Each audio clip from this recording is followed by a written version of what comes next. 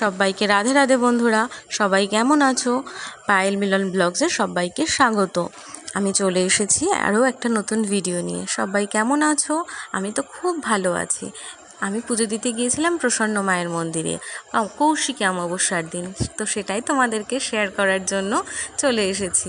এই দেখো, আমি সেজে গুজে এসেছি, কিন্তু খুব বেশি সাজিনি, কারণ ভেবেছিলাম ছেলেকে নিয়ে স্কুল থেকে বাড়ি আসবো। স্কুলে যেতে গেলে তো বেশি সাজগোজা যায় না, তাই জন্য আর যায়নি।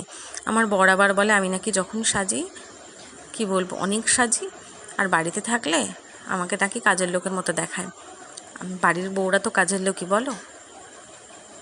যে কাজ করে সে তো কাজের লোকই হয়, সে তো আর অকাজের নয়। এই জিনিসটাই আমি ওকে বোঝাতে পারি না। আর কাজের সাথে সাজগোজের কী সম্পর্ক, এটাও আমি বুঝি না। কাজ করতে করতে আমার সাজতে একটুও ভালো লাগে না, আর আমি বাড়িতে সাজগোজটা খুব অপছন্দ করি। তো দেখো, এই প্রসন্ন মায়ের মন্দির সম্পর্কে অনেক কথা জানানোর আছে তোমাদেরকে। কেউ যদি জানতে চাও তো আমায় একটা কমেন্ট করো, আমি তোমাদেরকে অনেক গল্প বলবো এই প্রসন্ন মায়ের। মানে কি বলবো, আমার তো মায়ের কাছে গেলে মনটা খুব ভালো হয়ে যায়। দেখেছিলে বিবাহবার্ষিকীর দিন আমি গিয়েছিলাম, তো সেদিনও খুব সুন্দরভাবে পুজো দিয়েছি।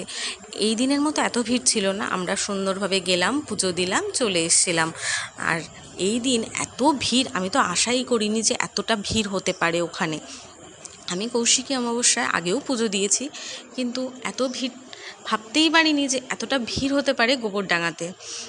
আমি যখন গিয়েছি পুজো দিতে তখনও অত লোক ছিল না, কিছুক্ষণের মধ্যে পুরো কোথা দিয়ে যেন লোকগুলো উড়ে চলে আসলো, বুঝতেও পারলাম না। তো সবাইকে রাধে রাধে, ভালো থেকো বন্ধুরা।